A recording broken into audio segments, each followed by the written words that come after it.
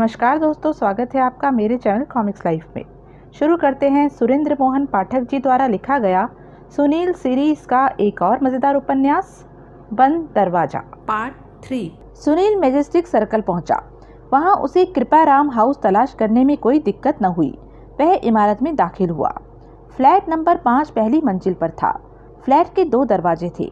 एक पर Stirling agency लिखा था तथा दूसरे राकेश गुप्ता के नाम की पीतल की नेम प्लेट लगी हुई थी। सुनील ने दूसरे दरवाजे पर दस्तक दी। तुरंत भीतर से आवाज आई, कौन है? दरवाजा खोलिए, सुनील बोला। कौन है? सुनील। सुनील कौन? मैं प्रेस रिपोर्टर हूँ। किससे मिलना है? राकेश गुप्ता से। क्यों? अरे दरवाजा भी खोलोगे? सुनील झल्लाकर बोला, या अंदर से ही हाँके जाओगे? दरवाजा खुला। कुर्ता पजामा पहने एक युवक चौखट पर प्रकट हुआ। उसने घूमकर सुनील की तरफ देखा और फिर रूखे स्वर में बोला, क्या है? तुम राकेश गुप्ता हो? हूँ तो क्या? बड़े बदतमीज आदमी हो यार। आदतन बदतमीज हो या मुझ पर ही खास तौर से मेहरबान हो रहे हो? क्या चाहते हो? मैं तुम्हें यह बताने आया हूँ कि तुम्हारी सहेली लवलीन प्रभा को पुलिस ने कत्ल के इल्जाम में गिरफ्तार कर लिया है। क्या? और उसी की खातिर मैं तुमसे बात करने आया हूँ। अगर तुम्हें मुझसे बात करना इतना ही नागवार गुजर रहा है तो भाड़ में जाओ। बंदा चला। सुनील वापस घूमा। सुनो, राकेश गुप्ता बोला। सुनील ठिठका। भीतर आओ। सुनील फ्लैट में दाखिल हुआ। बैठो। सुनील एक कुर्सी पर बैठ गया। राकेश गुप्ता उसके सामने पलंग पर बैठ गया। आज शाम 7 बजे के बाद से तुम कहाँ थे? सुनील ने पूछा। क्यों पूछ रहे हो? लवलीन प्रभा की खातिर पूछ रहा हूँ। वह कहती है कि आज शाम वह तुम्हारे साथ थी। अगर यह बात सच है तो वह कत्ल के इल्जाम से बच सकती है। ओह, वह थी तुम्हारे साथ? हाँ। कब से कब तक? कोई 7:15 बजे से लेकर 9 बजे तक। 9 बजे के बाद वह कहाँ चली गई थी? वापस लिंटन रोड, अपने घर। कैसे? टैक्सी से? नहीं, उसे मैं छोड़कर आया था। मेरे पास गाड़ी है। शाम को प्रोग्राम इतनी जल्दी कैसे खत्म हो गया? हमारा झगड़ा हो गया था। किस वजह से? एक कृष्ण बिहारी लाल नाम के आदमी की वजह से। तुम्हारी जानकारी के लिए इसी आदमी के कत्ल का इल्जाम लवलीन प्रभा पर है। कत्ल किस वक्त हुआ था? 8:40 पर। फिर तो लवलीन प्रभा हत्यारी नहीं हो सकती, क्योंकि 9 बजे तक तो वह मेरे साथ थी। यह बात तुम साबित कर सकते हो? कौन सी बात? कि 9 बजे तक वह तुम्हारे साथ थी। हाँ हाँ, क्यों नहीं। 7:15 से 9 बजे तक क्या किया तुमने? कहाँ कहाँ गए तुम? पहले तो हम थोड़ी देर यहीं मैजेस्टिक सर्कल पर घूमते रहे थे और विंडो वॉचिंग करते रहे थे। हमारा फिल्म का नाइट शो देखने का प्रोग्राम था, लेकिन उसमें अभी बहुत वक्त था। फिर हम एक बार में जाकर बैठ गए थे। वहाँ बातचीत के दौरान पता नहीं कैसे कृष्ण बिहारी लाल का जिक्र आ गया। मुझे उसका कृष्ण बिहारी लाल से मिलते जुलते रहना पसंद नहीं। वह हरामजादा आदमी पहले ही लड़की को इतना खराब कर चुका था, लेकिन वह थी कि उसका पीछा ही नहीं छोड़ती थी। उसे अभी भी उम्मीद थी कि कृष्ण बिहारी लाल उसे फिल्म स्टार बना देगा। बस इसी बात पर तकरार हो गई। फिर वह एकाएक इतनी खफा हो गई कि उसने मेरे साथ फिल्म देखने से इनकार कर दिया और फौरन घर जाने की जिद करने लगी। तब तक मेरा अपना भी मूड उखड़ गया था, इसलिए हम वहाँ से उठे और फिर मैं उसे उसके घर छोड़ आया। 7:15 और 9 बजे के बीच तुम्हें लिंटन रोड पर या मैजेस्टिक सर्कल पर या कहीं भी कोई ऐसा आदमी मिला जो तुम्हें या लवलीन प्रभा को या तुम दोनों को जानता रहा हो? नहीं। तुम कौन से बार में गए थे? वह निगाहें चुराने लगा। फिर बोला, इससे क्या फर्क पड़ता है? फिर भी बताओ तो। शाहजहां होटल के बार में। वहाँ जिस वेटर ने तुम्हें सर्व किया था वह तुम्हें पहचान लेगा? मुझे उम्मीद नहीं। एक तो इसलिए कि हम वहाँ गए ही पहली बार थे और फिर उस वक्त बार में भी भीड़ बहुत थी। हमारे वाला वेटर कई टेबल्स पर सर्व कर रहा था। मुझे उम्मीद नहीं कि उसने हमारी ओर कोई विशेष ध्यान दिया हो। वहाँ तुमने ड्रिंक्स ली थी? हाँ। कौन सी ड्रिंक्स? क्या मतलब? क्या पिया था तुमने वहाँ? विस्की, ब्रांडी, जिन, बियर, कोई कॉकटेल? क्या? विस्की। लवलीन प्रभा ने भी विस्की पी थी? हाँ। कितनी? 3 पैक। 3 पैक तुमने, 3 पैक उसने? हाँ। फिर कुछ सोचता हुआ बोला, नहीं, उसने 2 लार्ज। हाँ। कुछ खाया भी था? हाँ। क्या? चिकन टोस्ट और शामी कबाब? दोनों ने? हाँ। राकेश गुप्ता, सुनील एकाएक कठोर स्वर में बोला, तुम झूठ बोल रहे हो। क्या मतलब? तुम्हारी जानकारी के लिए इस बारे में मैंने तुम्हें पहले फ़ोन भी किया था। तब मैंने कहा था कि मैं विक्टोरिया अस्पताल के इमरजेंसी वार्ड से बोल रहा था और मैंने तुम्हें बताया था कि लवलीन प्रभा का बड़ा गंभीर एक्सीडेंट हो गया था। वह आदमी तुम थे? हाँ, तब तुम्हारी परफॉर्मेंस बहुत बढ़िया थी। तब तुमने इतने विश्वसनीय ढंग से मुझसे बात की थी कि मुझे विश्वास हो गया कि लवलीन प्रभा तुम्हारे साथ थी। प्रत्यक्षता लवलीन प्रभा ने मुझे तुम्हें फ़ोन करके इस बात के लिए तैयार किया था कि पूछे जाने पर तुम कह दो कि 7:15 और 9 के बीच वह तुम्हारे साथ थी। तुम पहले इम्तिहान में तो पास हो गए थे, लेकिन इस झूठी शहादत की तैयारी के लिए, क्योंकि तुम्हारा लवलीन प्रभा से कोई विस्तृत वार्तालाप नहीं हुआ था, इसलिए अब तुम्हारे उसके साथ शाम के प्रोग्राम के बारे में बारीकी से पूछे जाने पर तुम्हारी पोल खुल गई है। कैसी पोल? मैंने जो कहा है सच कहा है। तुमने झूठ कहा है। सुनील झूठ बोलता हुआ बोला। जब शाम के इस प्रोग्राम के बारे में पुलिस ने लवलीन प्रभा से पूछा था तो उसने कहा था कि बाद में विस्की तुमने पी थी।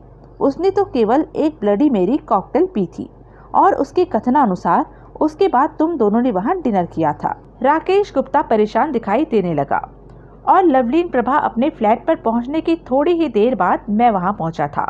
मैंने काफ़ी देर तक लवलीन प्रभा से बात की थी और उस वक्त उसके मुंह से न विस्की की गंध आ रही थी और न जिन की, जो कि अगर उसने विस्की या ब्लडी मैरी पी होती तो आनी चाहिए थी। अब राकेश गुप्ता बिल्कुल ही घबरा गया। अब क्या होगा? वह बोला। क्या पता क्या होगा, मुझे लवलीन प्रभा से दोबारा बात करनी होगी। मैं उससे बात करूं? नहीं, तुम मत करो, तुम उसे और गड़बड़ा दोगे। वह खामोश रहा। अब बराए मेहरबानी यह कबूल करो कि आज शाम लवलीन प्रभा तुम्हारे साथ नहीं थी। तुमने उसके कहने पर इस बारे में झूठ बोला है और बड़े बचकाने ढंग से झूठ बोला है। उसने उत्तर नहीं दिया। ठीक है, मत बोलो, लेकिन पुलिस अपने मतलब की बात तुम्हारे हलक में हाथ देकर निकलवा लेगी। पुलिस मुझसे जवाब तलबी करेगी? क्यों नहीं करेगी? जब लवलीन प्रभा तुम्हें अपनी एलिबी बना रही है तो क्या पुलिस इस बारे में तुमसे सवाल करने नहीं आएगी? Oh my God! वह सिर पकड़कर बैठ गया। सुनील उठ खड़ा हुआ और राकेश गुप्ता को उसी दशा में बैठा छोड़कर वहां से निकल गया। जिस टैक्सी पर सवार होकर वहां तक आया था वह अभी भी कृपाराम हाउस के सामने खड़ी थी। सुनील उसमें सवार हो गया और ड्राइवर से बोला, लिंटन रोड पर लवलीन प्रभा अपनी फ्लैट पर मौजूद थी। सुनील को आया देखकर वह तनिक सकपकाई और फिर बोली, कैसे आई? सुनील ने तुरंत उत्तर नहीं दिया। वह आगे बढ़कर एक सोफे पर ढेर हो गया। उसने जेब से लकी स्ट्राइक का पैकेट निकालकर एक सिगरेट सुलगा लिया। लवलीन प्रभा चेहरे पर अनिश्चय के भाव लिए उसके सामने आ खड़ी हुई। बैठो, सुनील बोला। वह उसके सामने बैठ गई। सुनील ने देखा कि वह अंजना मलिक वाला भूरे रंग का फर के कॉलर वाला चमड़े का कोट पहने थी, लेकिन जो साड़ी वह पहने थी वह सफ़ेद नहीं थी। तुमने सफ़ेद साड़ी नहीं पहनी? सुनील ने पूछा। तुम कह तो रही थी कि तुम्हारे पास सफ़ेद साड़ी है। साड़ी तो है मेरे पास, वह नर्वस भाव से बोली, लेकिन पहनने का वक्त आने पर जब मैंने उसे देखा था तो मैंने उसे पहनने के काबिल नहीं पाया था। नेवर माइंड, सुनील बोला। पुलिस आई? हाँ, वह बोली। क्या हुआ? उन्होंने कोर्ट की तरफ तो ध्यान ही नहीं दिया। वे लोग तो मुझसे यही पूछते रहे कि क्या मेरी कृष्ण बिहारी लाल से कोई अपॉइंटमेंट थी। उन्होंने मुझे यह नहीं बताया कि वह मर चुका था और मैंने भी उन पर यह जाहिर नहीं किया कि मुझे मालूम था कि वह मर चुका था। मैंने उन्हें बताया कि मेरी कल सुबह 9 बजे की अपॉइंटमेंट थी और उसी वक्त अंजना भी उससे मिलने जाने वाली थी। फिर वे मुझसे अंजना के बारे में सवाल पूछने लगे। मैंने उन्हें बता दिया कि इस वक्त मेरा अंजना से संपर्क नहीं था और मुझे नहीं मालूम था कि वह कहाँ थी। इस कोर्ट की तरफ उन्होंने कतई ध्यान नहीं दिया। हाँ, मैंने तो उल्टे अपनी तरफ से उनका ध्यान कोर्ट की तरफ आकर्षित करने की कोशिश की थी, लेकिन किसी ने भी तो इसको कोई अहमियत नहीं दी थी। इसका मतलब यह हुआ कि अभी तक किसी को उस घबराई हुई युवती का ख्याल नहीं आया है जो उन्होंने घटना स्थल के पास सड़क पर देखी थी। तुम्हारे पास तो वे कृष्ण बिहारी लाल के फ्लैट में रखे उस टेलीफोन मैसेज की वजह से पहुंचे हैं जिस पर कि तुम्हारा नाम और टेलीफोन नंबर लिखा था, लेकिन देर सवेर उन्हें यह युवती का ख्याल जरूर आएगा। फिर उन्हें यह भी याद आ जाएगा कि उन्होंने वही कोट तुम्हें पहने देखा था। उसके बाद वे निश्चय ही फिर यहाँ आ धमकेंगे। अच्छा, जो कुछ अंजना को बचाने के लिए तुम कर रही हो उस बारे में बाद में तुम्हारा इरादा बदल तो नहीं जाएगा? नहीं, मैं अंजना की हर मुमकिन मदद करना चाहती हूँ और फिर मैं जानती हूँ कि मुझ पर कोई आंच नहीं आ सकती। मैं किसी भी वक्त यह सिद्ध कर सकती हूँ कि हत्या के समय मैं घटनास्थल से दूर कहीं और अपने बॉयफ्रेंड राकेश गुप्ता के साथ थी। लेकिन यह कत्ल का मामला है, कहीं ऐसा ना हो कि उसको बचाने के चक्कर में तुम खुद फंस जाओ। मैंने कहा ना, मुझ पर आंच नहीं आ सकती। उन्होंने तुमसे यह पूछा था कि आज शाम को तुम कहाँ थी? पूछा था, लेकिन यह रूटीन के तौर पर। उनकी दरअसल मुझ में कोई दिलचस्पी दिखाई नहीं दे रही थी। उनकी दिलचस्पी तो अंजना में थी। अंजना के बारे में उन्होंने मुझसे बहुत सवाल पूछे थे। मसलन उन्होंने पूछा था कि क्या अंजना ने मेरे सामने कभी इस बात के लिए अफसोस जाहिर किया था कि इतनी खूबसूरत और नौजवान होते हुए भी वह हीरोइन नहीं बन सकी थी? तुमने क्या जवाब दिया था?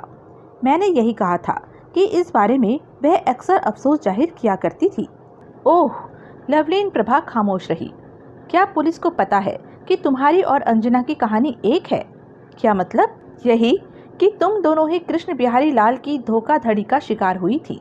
जैसे उसने अंजना को हीरोइन बनाने के लिए विशालगढ़ से चुना था, वैसे ही उसने तुम्हें विश्वनगर से चुना था। नहीं, मेरे बारे में उन्हें कुछ नहीं मालूम। उन्होंने पूछा था कि क्या मैं कृष्ण बिहारी लाल को अच्छी तरह जानती थी? मैंने कहा कि मैं उसे ज़्यादा नहीं जानती थी। मेरा उससे जो थोड़ा बहुत परिचय था अंजना की वजह से था। कल सुबह भी अंजना ही मुझे उसके पास ले जाने वाली थी, क्योंकि अंजना को उम्मीद थी कि वह हम दोनों को अभी भी फिल्मों में चांस दिलवा सकता था। मैंने तो बड़ी मासूम बनकर उल्टे पुलिस वाले से ही पूछा था कि क्या बिहारी लाल बहुत बुरा आदमी था और क्या हमें उससे मिलने नहीं जाना चाहिए। जवाब में उन्होंने क्या कहा था? पहले तो उन्होंने तब भी बात को टालने की कोशिश की थी, लेकिन मेरे ही जिद करने पर उन्होंने फिर मुझे बता दिया था कि अब वह सवाल इसलिए बेमानी हो गया था क्योंकि कृष्ण बिहारी लाल मर चुका था। खबर सुनकर तुमने क्या प्रतिक्रिया दिखाई? मैंने हैरानी जाहिर की। मैंने कहा कि मैंने सुना हुआ था कि उसका दिल कमज़ोर था, लेकिन फिर भी वह बड़ी तेज रफ्तार जिंदगी जीता था। फिर उन्होंने मुझे बताया वह दिल के दौरे से नहीं मरा था, बल्कि फ्लैट में उसका कत्ल हो गया था। मैंने यूं जाहिर की जैसे मेरे छक्के छूट गए हों। फिर मैंने कहा कि अच्छा ही हुआ कि मुझे पहले पता लग गया, वरना कल सुबह 9 बजे जब मैं उससे मिलने जाती तो मुझे मालूम होता कि उसका कत्ल हो गया है।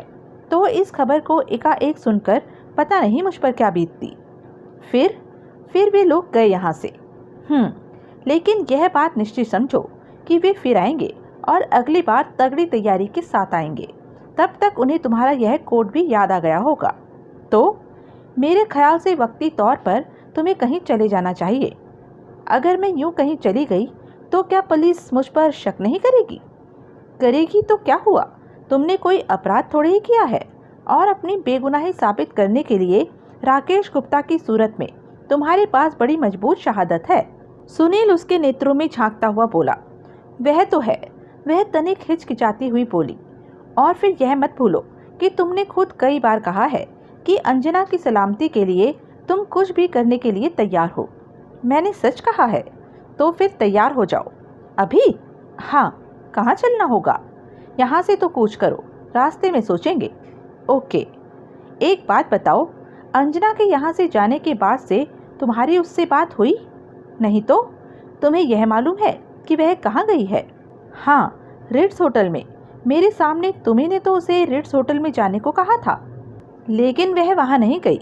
वहाँ कोई कमरा खाली नहीं था, इसलिए वह किसी और होटल में चली गई थी। मुझे इस बारे में कुछ नहीं मालूम। तुम झूठ बोल रही हो। एकाएक सुनील का स्वर कठोर हो गया। तुम्हें मालूम है अंजना कहाँ है, और पहली बार मेरे यहाँ से जाने के बाद से तुमने उससे फ़ोन पर बात भी की है। नहीं, तुमने आवाज़ बदलकर, अपनी आवाज़ की किसी प्रकार ऐसी आवाज़ बनाकर कि वह मर्दानी आवाज़ लगे, उससे फ़ोन पर बात की थी। तुमने उससे कहा कि तुम सुनील हो, और उसे कहा कि उसकी सलामती इसी बात में थी कि वह चुपचाप होटल से कहीं कूच कर जाए। तुमने उसे ऐसी कोई बात ज़रूर कही थी जिसकी वजह से वह अपने होटल में कदम रखते ही आनन फानन वहाँ से कूच कर गई थी। गलत, वह गुस्से में बोली। मैं उसे कैसे फ़ोन कर सकती थी?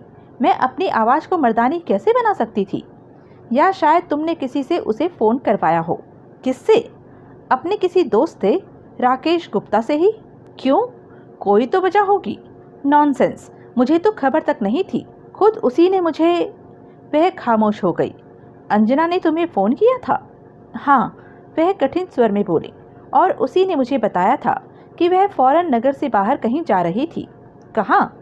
उसने यह नहीं बताया था। उसके पास ज़्यादा बात करने का वक्त नहीं था। वह कह रही थी कि उसने रात 12 बजे का प्लेन पकड़ना था। प्लेन? हाँ, प्लेन पर सफ़र करने लायक पैसे थे उसके पास। मुझे क्या पता? सुनील ने अपनी कलाई घड़ी पर निगाह डाली। 12:45 बजा था। उसका फ़ोन कितने बजे आया था? 11 बजे के करीब। और क्या कहा उसने? उसने मेरा शुक्रिया अदा किया। किस बात का शुक्रिया? कि उसे बचाने के लिए मैंने पुलिस का ध्यान अपनी ओर आकर्षित करने की कोशिश की। उसने मेरे बारे में कुछ नहीं कहा। यही कहा था कि तुमने उसे नगर में किसी होटल में ठहरने के लिए कहा था, लेकिन एकाएक हालात ने ऐसी करवट बदली थी कि उसके लिए तुम्हारी बात मानना असंभव हो गया था। कौन से हालात की बात कर रही थी वह? यह तो उसने बताया नहीं। तुमने पूछा भी नहीं? मैंने पूछा था, लेकिन वह जल्दी में थी। लंबी बात करने लायक वक्त नहीं था उसके पास। तुम झूठ बोल रही हो। तुम्हारा दिमाग खराब हो गया है? वह भड़क कर बोली। झूठ बोलने लायक कोई बात भी तो हो। तुमने मेरा नाम लेकर अनिल पहल को भी फ़ोन किया है या करवाया है। तुमने उसे भी कहा था कि वह अंजना की सलामती की खातिर फौरन कहीं खिसक जाए। गलत। तुम्हें यह तो मालूम है ना कि अनिल पहल राजनगर में कहाँ ठहरा हुआ है? मालूम है, अंजना ने मुझे बताया था, कमर्शियल स्ट्रीट के प्रकाश होटल में। तुमने उसे फ़ोन नहीं किया? नहीं, सवाल नहीं पैदा होता।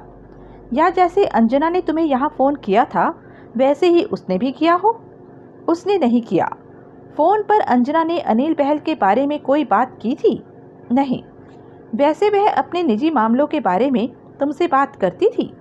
कभी कभार करती थी। उसने तुम्हें कभी बताया था कि अनिल बहल उससे बहुत मोहब्बत करता था? हाँ, वह भी उससे मोहब्बत करती थी? मालूम नहीं। उसने अपने दिल के रिश्तों की बात कभी नहीं की तुमसे? नहीं। तो फिर वह क्या निजी बातें करती थी तुमसे? अक्सर तो वह कृष्ण बिहारी लाल की बातें किया करती थी कि वह कितना खराब आदमी निकला, किस प्रकार उसे फिल्मी ग्लैमर के सब जवाब दिखाकर वह उसे यहाँ ले आया और फिर उससे उसके 10,000 रुपये भी ठग लिए। अच्छा, यह भी कहा अंजना ने? हाँ। और क्या कहती थी वह? और वह कहती थी कि कृष्ण बिहारी लाल की धोखाधड़ी की वजह से उसकी यह हालत हो गई थी कि अब वह विशालगढ़ वापस जाकर वहाँ के लोगों को अपना मुंह दिखाने के काबिल नहीं रही थी। आई सी। ओके, चलने की तैयारी करो। क्या जाना ठीक होगा? क्या मतलब? पहले तो तुम यह चाहते थे ना कि मैं पुलिस को यह बताऊं कि जो लड़की उन्होंने सुभाष मार्ग पर देखी थी वह मैं थी। अभी तो उन्होंने इस कोर्ट की तरफ ध्यान ही नहीं दिया है। तुम्हारे अपने कथनानुसार उन्हें जल्दी ही इस कोर्ट की याद आ जाएगी और वे फिर यहाँ आएंगे। अगर मैं यहाँ से फूट गई तो फिर उसका ध्यान मेरी तरफ कैसे आकर्षित होगा? हो जाएगा। उन्होंने तुम्हें यह कोट पहने हुए देख लिया है। वे केवल फिलहाल उसका घटनाक्रम से मुनासिब रिश्ता नहीं जोड़ पाए हैं। बाद में यह बात सूझ तो जाएगी ही उन्हें। तब तक अगर तुम गायब हो चुकी होगी तो वे तुम पर और भी शक करेंगे। हाँ, अगर तुम यह समझती हो कि राकेश गुप्ता वाली तुम्हारी एलिबाई कमजोर है या तुम अपने आप को ज़्यादा शक की स्थिति में डालने से घबराती हो तो बात दूसरी है। ऐसी कोई बात नहीं है, वह हड़बड़ाकर बोली। तो फिर चलने की तैयारी कर लो। ओके। वह बेडरूम से चली गई। सुनील ने नया सिगरेट सुलगा लिया। वह लवलीन प्रभा के दोबारा प्रकट होने की प्रतीक्षा करने लगा। थोड़ी देर बाद वह वापस वहां लौटी। उसने अपनी पोशाक बदल ली थी। अब वह साड़ी के स्थान पर डेनिम की जीन पहने थी और हाथ में एक छोटा सा सूटकेस थामी थी। चलें? सुनील उठता हुआ बोला। उसने सहमति में सिर हिलाया। दोनों फ्लैट से बाहर निकल आए। लवलीन प्रभा ने फ्लैट को ताला लगा दिया। दोनों इमारत से बाहर निकले। पहले वाला ही टैक्सी ड्राइवर अभी भी वहां मौजूद था। शायद उसे पूरी उम्मीद थी कि सुनील वापस लौटेगा और उसे टैक्सी की दोबारा ज़रूरत पड़ेगी। दोनों टैक्सी में सवार हो गए। किधर चलूं साहब? उसने पूछा। यूथ क्लब, सुनील बोला। टैक्सी सड़क पर दौड़ चली। वहाँ किस लिए? लवलीन प्रभा ने पूछा। मैं उस क्लब का मेंबर हूँ, सुनील बोला। कृष्ण बिहारी लाल के कत्ल की भगदड़ में आज खाना ही नसीब नहीं हुआ। पेट में चूहे दौड़ रहे हैं, कुछ खा लेंगे वहाँ। ओके बाय मी। टैक्सी यूथ क्लब पहुंची। सुनील ने टैक्सी ड्राइवर को टैक्सी क्लब के कंपाउंड में जाकर खड़ी करने को कहा। लवलीन प्रभा का सूटकेस उसने टैक्सी में ही रहने दिया और टैक्सी ड्राइवर को इंतजार करने को कहकर वे क्लब में दाखिल हो गए। दोनों मेन हॉल में एक टेबल पर जा बैठे। बार कब का बंद हो चुका था और हॉल लगभग खाली पड़ा था। हॉल में जो लोग मौजूद थे वे अपनी मेजों पर अपने व्यक्तिगत बार सजाए विस्की पी रहे थे। क्लब का बार 10 बजे तक बंद हो जाता था, लेकिन बार बंद होने से पहले क्लब के मेंबर चाहें तो 20-25 पैग एक साथ मंगाकर रख सकते थे और फिर सारी रात पीते रह सकते थे। कुछ पियोगी? सुनील ने पूछा। लवलीन प्रभा ने बंद बार की ओर निगाह दौड़ाई और फिर पूछा, क्या? कुछ भी? विस्की? लवलीन प्रभा ने हिचकिचाते हुए हामी भर दी और फिर जल्दी से बोली, केवल एक, छोटा। मैं अभी इंतजाम करता हूँ। सुनील उठा और सीधा कार्ड रूम में पहुंचा। वहां एक टेबल पर रमाकांत रम्मी खेलने में लगा हुआ था। सुनील अपने परिचितों को अभिवादन करता हुआ रमाकांत के पास पहुंचा। आओ प्यारो। रमाकांत पत्तों पर से निगाह उठाता हुआ बोला, जरा 1 मिनट इधर आकर बात सुनो। 1 मिनट ठहरो, रमाकांत बोला, यह बाजी खत्म हो लेने दो। सुनील प्रतीक्षा करने लगा। बाजी खत्म होने पर रमाकांत उठा। उसने मेज पर से अपना विस्की का गिलास उठाया और सुनील को साथ लेकर कार्ड रूम के एक कोने में पहुंचा। बोलो, वह बड़ी संजीदगी से बोला। एक मामूली काम, सुनील बोला, बहुत जल्दी करवाना है। क्या? मालूम करना है कि आज रात ठीक 12 बजे इंडियन एयरलाइंस की फ़्लाइट कहाँ गई थी और उसकी पैसेंजर लिस्ट हासिल करनी है। लिस्ट में कोई खास नाम देखना चाहते हो? हाँ, अंजना मलिक का। मैं अभी इंतज़ाम करता हूँ। और डिनर का और 2 ड्रिंक्स का भी इंतज़ाम करवाओ। 2 ड्रिंक्स? साथ कोई है? हाँ। कौन? लवलीन प्रभा। वही लवलीन प्रभा जो? हाँ वही। बड़े फास्ट वर्कर हो यार, इतनी जल्दी इतनी वाकिफियत पैदा कर ली कि ड्रिंक्स का प्रोग्राम बन रहा है। क्या चक्कर है? बड़ा गहरा चक्कर है, फिर बताऊंगा। ओके। सुनील उससे अलग होकर वापस अपनी टेबल पर आ बैठा। ड्रिंक्स कमिंग अप मैडम, वह बोला। लवलीन प्रभा मुस्कुराई। तभी वेटर उन्हें 2 ड्रिंक सर्व कर गया। चीयर्स, सुनील बोला। चीयर्स, लवलीन प्रभा बोली। दोनों विस्की चुसकने लगे। खाने का इंतजाम हो रहा है, सुनील बोला। लवलीन प्रभा खामोश रही। सुनील ने सहज भाव से अपनी जेब में हाथ डाला और फिर हड़बड़ाकर बोला, अरे क्या हुआ? लवलीन प्रभा बोली, मेरा बटुआ? क्या हुआ उसे? जेब में नहीं है, लगता है तुम्हारे फ्लैट में गिर गया है। वहाँ नहीं गिरा होगा, वहाँ तो तुमने जेब से बटुआ नहीं निकाला था। मेरे ख्याल से वहीं गिरा है। सुनो, तुम मुझे अपने फ्लैट की चाबी दो, मैं उसे वहाँ देख कर आता हूँ। मैं भी चलूँ? नहीं, तुम क्या करोगी जाकर? मैं बस गया और आया। सुनील ने उसकी तरफ ऐसे विश्वासपूर्ण ढंग से हाथ बढ़ाया कि वह चाहते हुए भी इनकार न कर सकी। उसने चाबी सुनील को दे दी। सुनील ने अपना विस्की का गिलास खाली किया और बोला, मैं बस गया और आया। वह तेजी से वहां से बाहर निकल गया। बाहर आकर वह टैक्सी पर सवार हुआ और बोला, वापस लिंटन रोड चलो, जल्दी। सड़कें सुनसान पड़ी थी। ड्राइवर ने पूरी रफ्तार से टैक्सी दौड़ानी आरंभ कर दी। थोड़ी ही देर बाद उसने टैक्सी को लिंटन रोड पर बंसल लॉज के सामने ले जा खड़ा किया। सुनील इमारत में दाखिल हुआ। उसने ऊपर जाकर लवलीन प्रभा के फ्लैट का ताला खोला और भीतर दाखिल हुआ। अपने पीछे उसने ताला बंद कर लिया। फिर उसने फ्लैट की बत्तियां जलाई और बड़ी फुर्ती से फ्लैट की तलाशी लेनी आरंभ कर दी। किचन के एक कबोर्ड में दालों के डिब्बों के पीछे उसे एक गत्ते का डिब्बा छुपा हुआ मिला। सुनील ने वह डिब्बा घसीट कर बाहर निकाल लिया। उसने डिब्बे को बेडरूम में ले जाकर खोला। डिब्बे के भीतर एक सफ़ेद साड़ी, सफ़ेद पेटीकोट और एक जोड़ा सफ़ेद सैंडलें मौजूद थी। कपड़े अभी भी गीले थे और सैंडलें भी रगड़ रगड़ कर धोए जाने के बाद से अभी तक सूखी नहीं थी। सुनील ने बड़ी बारीकी से कपड़ों के एक एक इंच का मुआयना किया। पेटीकोट तो एकदम साफ था, लेकिन साड़ी के निचले भाग में खून के हल्के से 2-3 धब्बे अभी भी मौजूद थे, जो कि सुनील की पैनी निगाहों से छुप न सके।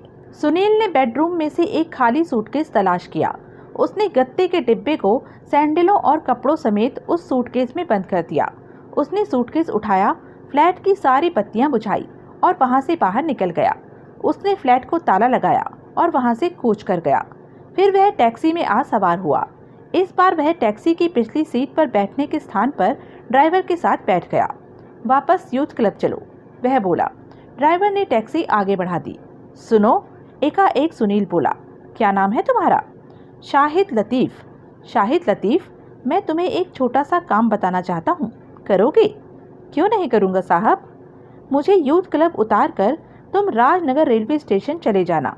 वहाँ स्टेशन के क्लॉक रूम में यह सूटकेस, सुनील ने अपने पैरों के पास रखा सूटकेस थपथपाया, जमा करवा देना और वापस यूथ क्लब आ जाना।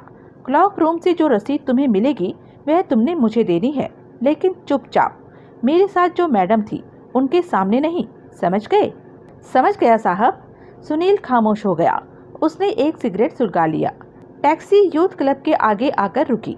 सुनील के उतरते ही ड्राइवर टैक्सी को लेकर वहां से रवाना हो गया। सुनील भीतर दाखिल हुआ। वह वापस लवलीन प्रभा के पास पहुंचा। मिला? लवलीन प्रभा ने उत्सुक भाव से पूछा। हाँ, सुनील ने उसे अपना बटवा दिखाते हुए बोला। जिस सोफे पर मैं बैठा था उसी पर पड़ा था, पता नहीं कैसे जेब से निकल गया। चलो, अच्छा हुआ कहीं और नहीं गिरा। हाँ, लो अपनी चाबी संभालो। उसने चाबी ले ली। एक एक ड्रिंक और हो जाए? नहीं, मुझे और नहीं चाहिए, तुम चाहो तो पियो। नहीं, मेरी भी और इच्छा नहीं है, मैं खाना मंगाता हूँ। सुनील ने वेटर को संकेत किया। वेटर उन्हें खाना सर्व करने लगा। भोजन समाप्त करने के बाद लवलीन प्रभा को वहीं बैठा छोड़कर सुनील एक बार फिर कार्ड रूम में घुस गया। अभी कुछ नहीं पता लगा। रमाकांत उसे देखते ही बोला, मैंने जौहरी को एयरपोर्ट भेजा है, वह आता ही होगा, हौसला रखो। मैं वह बात पूछने नहीं आया था। तो तुम्हारा झेरी में जो कॉटेज है उसकी चाबी निकालो। क्यों? मुझे ज़रूरत है। छोकरी को लेकर वहाँ जा रहे हो? नहीं, उसे अकेली वहाँ भेज रहा हूँ, कुछ दिन रहने के लिए। तुम बाद में जाओगे? बकवास मत करो, जो कहा है करो। चाबी की ज़रूरत नहीं, वहाँ केयर टेकर रहता है, चाबी उसी के पास होती है। तुम उसे कहना, वह कॉटेज खोल देगा। मैं वहाँ नहीं जा रहा, लड़की अकेली जा रही है।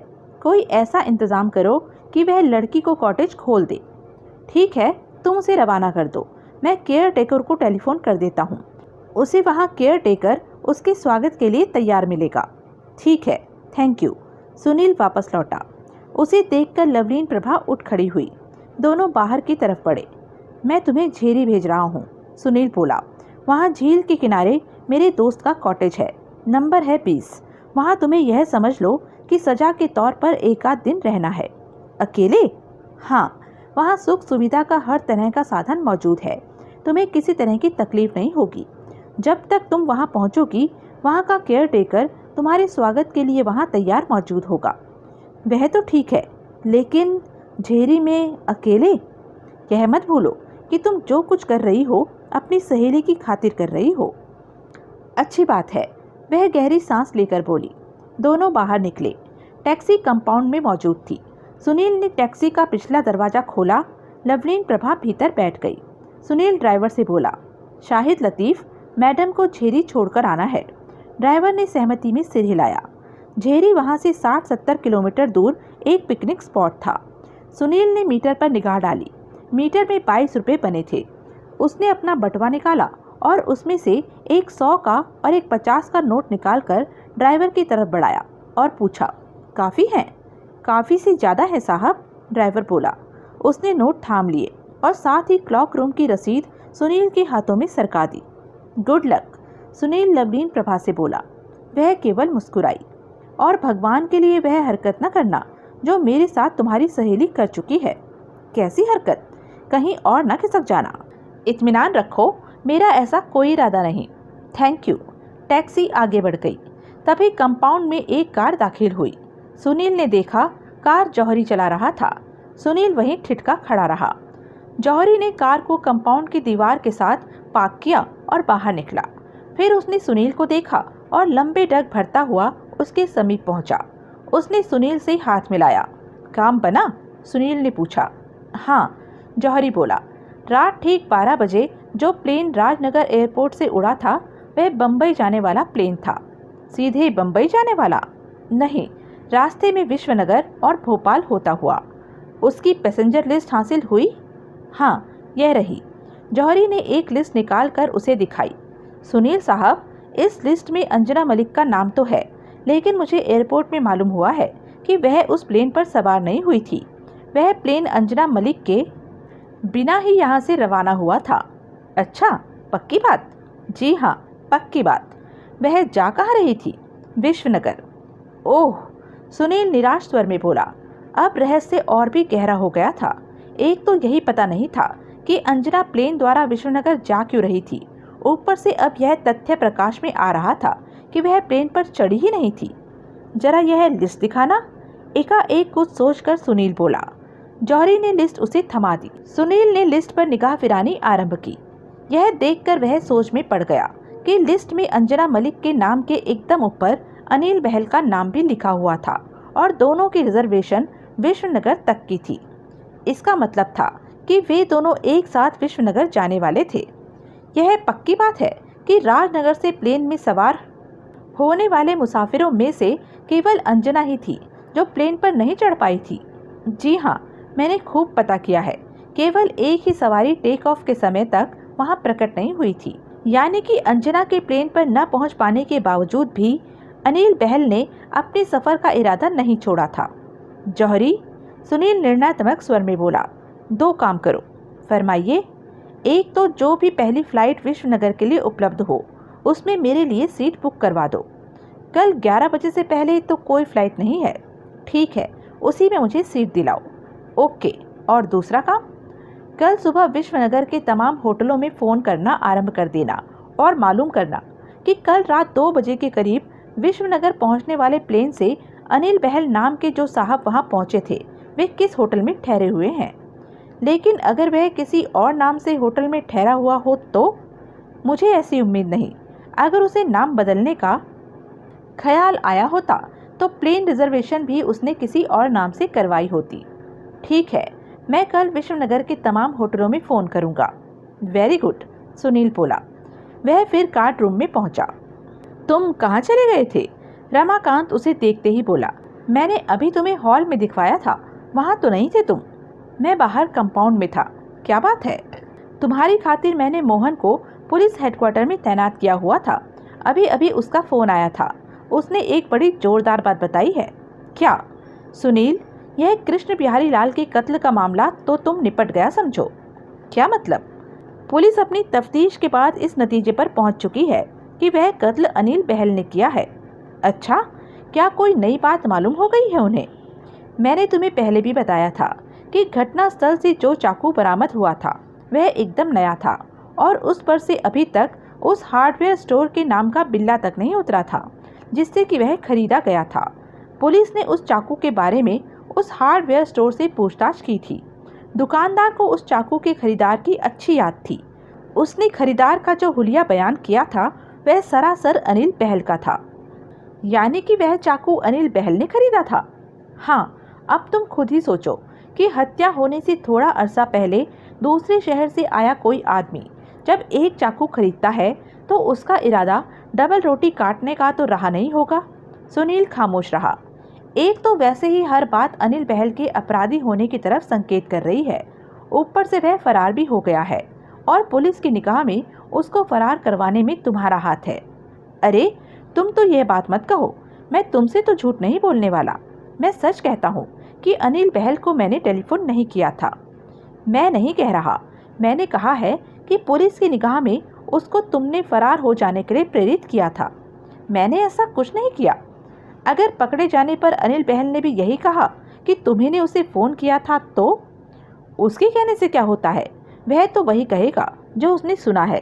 किसी ने उसे कहा कि वह सुनील बोल रहा है और उसने मान लिया। वह सिर्फ एक बार मुश्किल से 2 मिनट के लिए मुझसे मिला है। ज़रूरी नहीं है कि उस मुख्तसर सी मुलाकात में वह मेरी आवाज़ पहचान गया हो। ओके ओके, इस बारे में तुम जानो और पुलिस जाने। तुम मेरी बात आगे सुनो। बोलो। पुलिस ने यह पता लगा लिया है कि जब अनिल अपनी कार पर सुभाष मार्ग गया था तो उस वक्त उसके साथ अंजना मलिक भी थी। जहां अनिल बहल ने कार खड़ी की वहां सामने ही एक पनवाड़ी की दुकान है। पनवाड़ी ने उन दोनों को कार से निकलते देखा था उसका कहना है कि क्योंकि लड़की फिल्म अभिनेत्रियों जैसी खूबसूरत थी, इसलिए उसने उसे बहुत गौर से देखा था और उसकी वजह से उसने उसके साथ के युवक को भी गौर से देखा था। उसने दोनों का जो हुलिया बयान किया है वह सरासर अनिल बहल और अंजना का है। पुलिस का उस लोहे के डंडे के बारे में क्या कहना है जो कि घटना स्थल पर एक कोने में पड़ा पाया गया था? कुछ नहीं, उनकी निगाह में वह डंडा तस्वीर से कहीं फिट नहीं होता। क्यों नहीं होता? क्योंकि कत्ल उस लोहे के डंडे से नहीं हुआ। लेकिन फिर भी वह लोहे का डंडा वहां आया कहां से? क्या वह कृष्ण बिहारी लाल का था? और अगर था तो वह उसके किस काम का था और यूं तिरस्कृत सा कोने में क्यों पड़ा था? पुलिस उस डंडे को कोई अहमियत नहीं दे रही यार। यानी कि पुलिस की तरफ से केस हल हो चुका है, यही समझ लो। कोई और बात? कत्ल के बाद पुलिस लवलीन प्रभा के फ्लैट पर गई थी, लेकिन मुझे मालूम हुआ है कि उस वक्त उनकी दिलचस्पी का केंद्र केवल अंजना मलिक थी। उस वक्त लवलीन प्रभा में उन्हें कोई विशेष दिलचस्पी नहीं थी, लेकिन अब उसके बारे में उनका ख्याल बदल गया है। अब उन्हें वह भी केस की बड़ी महत्वपूर्ण कड़ी लगने लगी है। पुलिस का ख्याल है कि उन्हें उससे कई महत्वपूर्ण बातें मालूम हो सकती हैं। मुझे पता लगा है कि पुलिस सुबह होते ही उस पर चढ़ दौड़ने वाली है। फिर यह है कि उस लड़की को तो तुमने उसके फ्लैट से खिसका दिया है, उसे तो तुमने झेरी के मेरे कॉटेज में भेज दिया है। अगर पुलिस को यह बात मालूम हो गई तो तुम्हारे साथ साथ मेरे भी दाने बिक जाएंगे। पहले तुम पर अनिल बहल को भगाने का इल्जाम है, अब यह इल्जाम भी तुम पर लग जाएगा कि लवलीन प्रभा को तुम्ही ने गायब कर दिया है और इस स्यापे में मैं तुम्हारा मददगार हूँ। मरो मत, किसी को कुछ पता लगेगा तो कुछ होगा ना। अनिल बहल का भी तो पुलिस को पता लगा ही है कि उसे तुमने भगाया था। जिस आदमी ने पहले पुलिस को गुमनाम कॉल करके अनिल बहल की कार की खबर दी या जिसने तुम्हारा नाम लेकर अनिल बहल को फ़ोन किया, वह क्या अब लवलीन प्रभा के बारे में भी पुलिस को फ़ोन नहीं कर सकता? नहीं कर सकता। लवलीन प्रभा कहाँ गई इसकी खबर किसी को नहीं हो सकती, लेकिन किसके साथ गई इसकी खबर हो सकती है। उस सूरत में तुम पर कोई आँच नहीं आएगी, जो बीतेगी मेरे साथ बीतेगी। यानी कि तुम किसी को यह नहीं बताओगे कि वह मेरे कॉटेज में है? नहीं बताऊंगा। फिर ठीक है, रमाकांत हर्षित स्वर में बोला। बड़े अच्छे दोस्त हो। सुनील व्यंग्यपूर्ण स्वर में बोला। अपनी फिक्र है तुम्हें, अपने दोस्त की कोई फिक्र नहीं। छोड़ो, बाल की खाल मत निकालो। आओ तुम्हें दारू पिलाऊं। नहीं, मैंने अभी खाना खाया है और फिर मैं घर जाना चाहता हूँ। मर्जी तुम्हारी। सुनील वहाँ से विदा हो गया। अगली सुबह टेलीफोन की निरंतर बजती घंटी की आवाज़ से सुनील की आंख खुली। उसने बिना आंखें खोले रिसीवर उठाकर कान से लगाया और बोला, हेलो, मैं जौहरी बोल रहा हूँ। दूसरी ओर से जौहरी की आवाज़ आई। इतनी सवेरे सवेरे कैसे फ़ोन किया भाई? सवेरे सवेरे 9 बजे हैं जनाब, और आपने 11 बजे की फ़्लाइट पकड़नी है। 9 बज गए? सुनील हड़बड़ा कर उठ बैठा। अच्छा हुआ तुमने मुझे फ़ोन कर दिया, वरना मैं तो पता नहीं कब तक सोता रहता। आपकी प्लेन टिकट मिल गई है, उसे मैं कहाँ पहुँचाऊँ? एयरपोर्ट पर। और अनिल बहल का पता लगा? कोशिश जारी है। आपके रवाना होने तक मुझे उम्मीद है कि मैं आपको कोई अच्छी खबर दे दूँगा। वैसे अड़चन वही आ रही है कि वह कहीं वहाँ नाम बदलकर न ठहरा हुआ हो, और कहीं वह किसी ऐसे होटल में न ठहरा हो कि जिसमें टेलीफोन ना हो, या जो इतना नया हो कि अभी उसका नाम डायरेक्टरी में ना छपा हो। तुम कोशिश जारी रखो। अगर तुम कुछ न मालूम कर पाए तो मैं विश्वनगर पहुंचकर खुद उसे तलाश करने की कोशिश करूंगा। ठीक है। संबंध विच्छेद हो गया। सुनील ने रिसीवर क्रेडिट पर पटका और फौरन बिस्तर से निकला। वह बड़ी फुर्ती से नित्य क्रम से निर्वित हुआ और एक नया सूट पहनकर अपने फ्लैट से निकल गया। बैंक स्ट्रीट के कोने से वह एक स्कूटर में सवार हुआ और ब्लास्ट के ऑफिस के सामने जाकर उतरा। ब्लास्ट की इमारत में दाखिल होने से पहले वह इमारत के सामने वाली पनवाड़ी की दुकान पर पहुंचा। पनवाड़ी ने उसे देखते ही उसे नमस्ते की और फिर उसके बिना मांगे ही लकी स्ट्राइक का एक पैकेट निकालकर उसके सामने काउंटर पर रख दिया।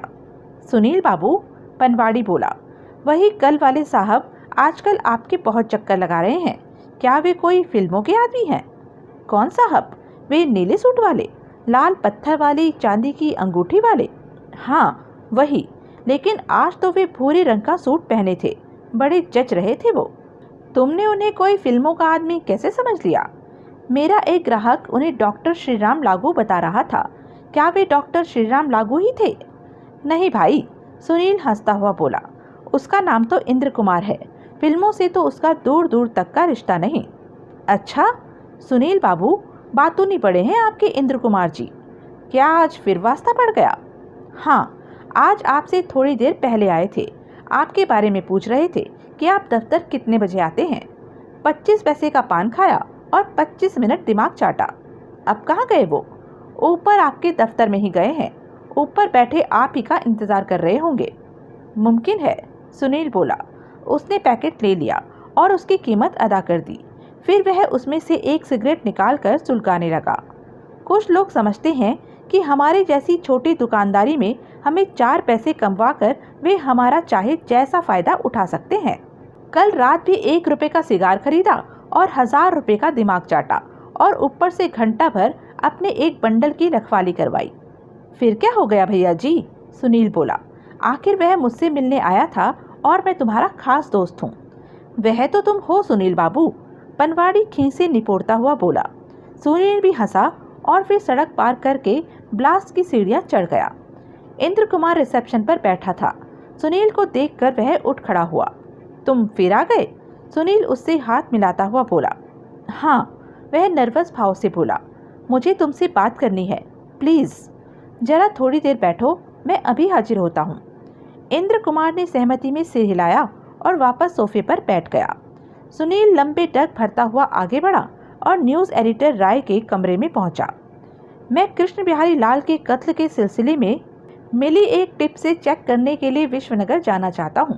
सुनील रॉय के मुंह भी खोल पाने से पहले बोला। प्लेन से आज ही, बल्कि अभी। तुम मुझे अखबार के खर्चे पर विश्वनगर भेजते हो या मैं छुट्टी लेकर जाऊं? यानी कि जाओगे तुम ज़रूर? हाँ। बहुत हॉट टिप है? हाँ। थोड़ा हिंट तो दो टिप का। अभी नहीं मिलता, लौटने पर बात होगी और जल्दी फैसला करो, हाँ या ना। मैं मलिक साहब से पूछ लूँ? गुस्सा मत दो, तुम खुद भी फैसला कर सकते हो, बोलो। अच्छा बाबा, जाओ, रॉय हथियार डालता हुआ बोला। लेकिन कोई एक्सक्लूसिव कॉपी हाथ आ जाए तो वहीं से एक्सप्रेस टेलीग्राम दे देना, यहाँ आकर बताने तक का इंतज़ार मत करना। ओके, कैशियर से एडवांस ले लो, बाद में लौट कर। अभी मेरे पास टाइम नहीं, मैं चला। वह बाहर निकल गया। वह वापस रिसेप्शन पर आया। आओ, वह इंद्र कुमार से बोला। इंद्र कुमार उसके साथ हो लिया। सुनील उसे नीचे एक रेस्टोरेंट में ले आया। उसने वेटर को चाय और ऑमलेट का ऑर्डर दिया और फिर इंद्र कुमार से बोला। बोलो, क्या कहना चाहते हो? लेकिन जो कहना जल्दी कहना, मुझे बहुत जल्दी बहुत ज़रूरी काम से कहीं जाना है। मैंने कल तुमसे कहा था कि मैं इस शहर में नया हूँ, इंद्र कुमार जल्दी से बोला। इसलिए मैं तुमसे एक मेहरबानी चाहता हूँ। यह है कि अगर अनिल बहल कृष्ण बिहारी लाल की हत्या के इल्जाम में पकड़ा जाए तो उसके बचाव का कोई बेहतरीन इंतजाम मैं तुम्हें करवा कर दूँ। बचाव का नहीं, रिहाई का। रिहाई की गारंटी कौन कर सकता है? वकील कितना ही अच्छा क्यों ना हो, वो केस की पैरवी कर सकता है। रिहाई की गारंटी कौन कर सकता है? मैं रिहाई की गारंटी चाहता हूँ, चाहे इसके लिए मुझे पानी की तरह पैसा बहाना पड़े।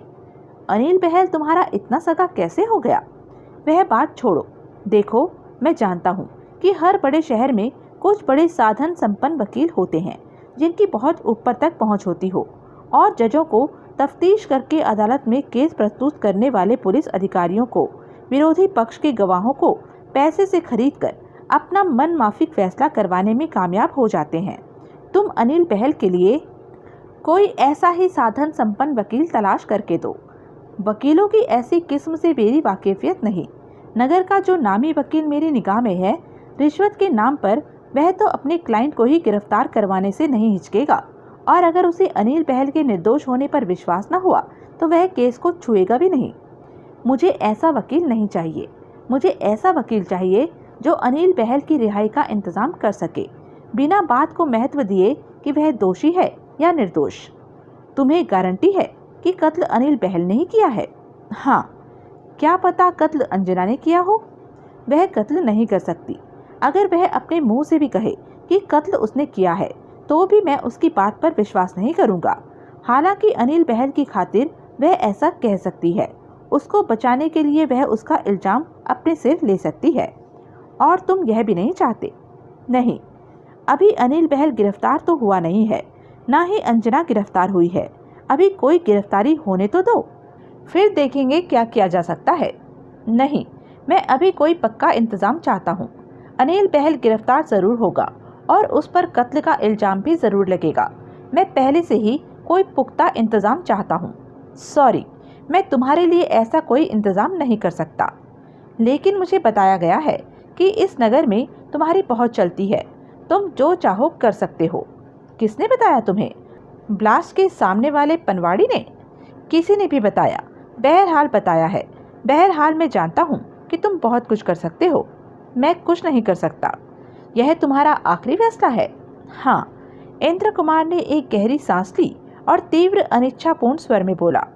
फिर तो मुझे कृष्ण बिहारी लाल के फ्लैट के बंद दरवाजे के बारे में पुलिस से बात करनी होगी। क्या मतलब? सुनील हैरानी से बोला। मैं पागल नहीं हूँ मिस्टर सुनील, वह गंभीर स्वर में बोला। मैं उम्र में तुमसे बड़ा हूँ, तुमसे ज़्यादा तजुर्बेकार हूँ और दीन दुनिया को तुमसे ज़्यादा समझता हूँ। दरवाजे के मामले में जो हरकत तुमने की है, मुझे उससे ऐतराज़ नहीं। तुमने वह काम हर किसी की बेहतरी को निगाह में रखकर ही किया होगा, लेकिन वह ताला लगा दरवाज़ा अंजना मलिक के लिए समस्या बन सकता है। पुलिस यह जानती है कि हत्या के समय के आसपास अंजना कृष्ण बिहारी लाल के फ्लैट में थी। अगर फ्लैट का दरवाज़ा खुला होता तो यह कहा जा सकता था कि अंजना फ्लैट में दाखिल हुई, उसने वहां कृष्ण बिहारी लाल की लाश देखी और वह दहशत खाकर वहां से फौरन कूच कर गई। इस हालत में पुलिस को उससे यह शिकायत तो हो सकती है कि उसने एक अच्छे नागरिक की तरह कत्ल की सूचना फौरन पुलिस को क्यों नहीं दी, लेकिन वे लोग उस पर कत्ल का इल्जाम नहीं लगा सकते। लेकिन यह भी तो हो सकता है कि उसके पास कृष्ण बिहारी लाल के फ्लैट की चाबी हो। यह नहीं हो सकता। यह अंजना के चरित्र पर बहुत बड़ा लांछन है कि उसके पास एक घटिया आदमी के फ्लैट की चाबी थी, और यह लांछन मैं नहीं चाहता कि उस पर आए।